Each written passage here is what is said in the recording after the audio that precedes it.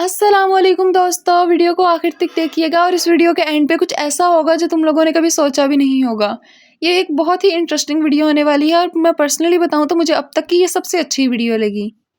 तो आज की स्टोरी हम स्टार्ट करते हैं। इनका नाम रहीम है और ये शेखुपुरा से बिलोंग करते हैं। ये बताते हैं कि इनके साथ एक दफ़ा ज़िंदगी में वो वाक़या पेश आया जिसे ये कभी भी भुला नहीं सकेंगे। ये कहते हैं कि ये अपने घर में रात में सबसे देर तक जागते रहते हैं, मतलब 12-1 बजे के बाद ही अमूमन सोया करते हैं और घर में अगर कोई भी रात में उठे तो इन्हें खबर होती है। ये अक्सर रात में सबको ऑब्जर्व करते हैं कि कौन बाहर जा रहा है, कौन आ रहा है। कहते हैं कि मैं काम कर रहा होता हूँ लेकिन मेरा ध्यान भी होता है। एक रात जब मैं वॉशरूम जाने लगा तो मैंने देखा कि बाबा मुझसे पहले चले गए हैं, तो मैंने सोचा कि चलो ठीक है। 3 बजे का टाइम था। मैं बाबा का इंतज़ार करने लगा। आधा घंटा गुजर गया, बाबा वापस नहीं आए। जब मैंने जाकर देखा तो बाबा तो अपने बिस्तर पर आराम से सो रहे थे और मैं वॉशरूम के पास गया तो ऐसा लग रहा था जैसे कोई वॉशरूम यूज़ कर रहा है, क्योंकि अंदर से आवाज़ आ रही थी पानी के चलने की और लाइट्स भी ऑन थी।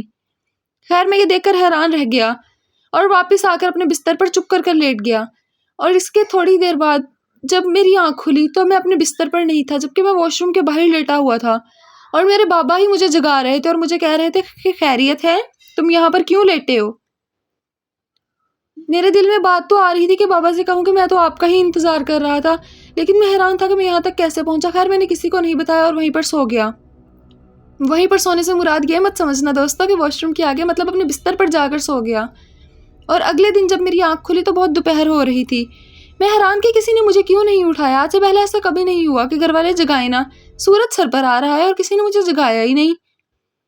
लेकिन जब मैंने मोबाइल पर टाइम देखा तो ये उसी वक्त का टाइम हो रहा था जब रात में वॉशरूम से बाबा के आने का इंतज़ार कर रहा था। और ये देखकर मेरी जान निकल गई कि ये कैसे मुमकिन है। बाहर सारा लाइट्स चल रही हैं, सूरज सर पे आया हुआ है और ये टाइम उतना ही है। मतलब मुझे समझ नहीं आ रही थी कि मेरे साथ हुआ हो क्या रहा है। और मुझे ऐसे लग रहा था कि जैसे मैं स्लीपिंग पैरालिसिस का शिकार हो गया। मेरी बॉडी बिल्कुल मूव नहीं कर रही थी।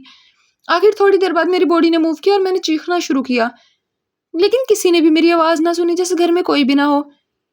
और सबसे हैरानी की बात यह थी कि बाबा मम्मा का कमरा मेरे साथ था, उन्होंने मेरी आवाज़ कैसे नहीं सुनी। जब मैं बहुत ज़ोर ज़ोर से चिल्लाया तो बाबा मम्मा मेरे कमरे में आए और आकर कहने लगे कि खैरियत हो, तुम इतनी रात में चीख रहे हो। मैंने बोला रात, अभी तो दोपहर हो रही है। बाबा बोले कि क्या हो गया है तुम्हें, अभी रात का वक्त है, ज़रा अपने मोबाइल पर टाइम देखो। ये सारी चीज़ें देखकर मैं बहुत हैरान हुआ। घर वालों ने समझा कि मेरा कोई ख्वाब या वहम होगा और सब चले गए, लेकिन बाबा को भनक लग गई थी कि ये बात कुछ दूसरी है। कर बाबा को किसी ने बताया कि यहाँ पास ही एक आमिल आए हैं, थोड़े दिन पहले, आप उनके पास जाएं। बाबा मुझे अगले ही दिन उन पीर साहब के पास लेकर गए। उन्होंने मुझसे पूछा क्या तुमसे कोई ऐसी एक्टिविटी हुई है जो तुमने आज से पहले ना की हो या बहुत अनयूजुअल हो। तो मैंने उन्हें बताया कि हाँ, ऐसा ज़्यादा कुछ खास तो नहीं, लेकिन थोड़े दिन पहले एक जगह से कीड़ियाँ निकल रही थी, तो मैंने वहाँ पर पॉइजन डाल दिया और कहा कि अब तुम सारी अंदर ही रहोगी और बाहर नहीं निकलोगी। तो उन्होंने बाबा से कहा कि इसे उसी जगह पर वापस ले जाएं, इसकी आंखों पर पट्टी बांधें और इसको पीछे को चलने को कहें और ये कुछ आयात पढ़कर उनसे माफ़ी मांगे। मैंने वैसे ही किया। हैरानी हुई, लेकिन जैसा वो कह रहे थे मैं करता गया। मैं घर आकर ऐसे ही पीछे को चला और जब मैंने ऐसा किया मुझे इतना हल्का महसूस हुआ।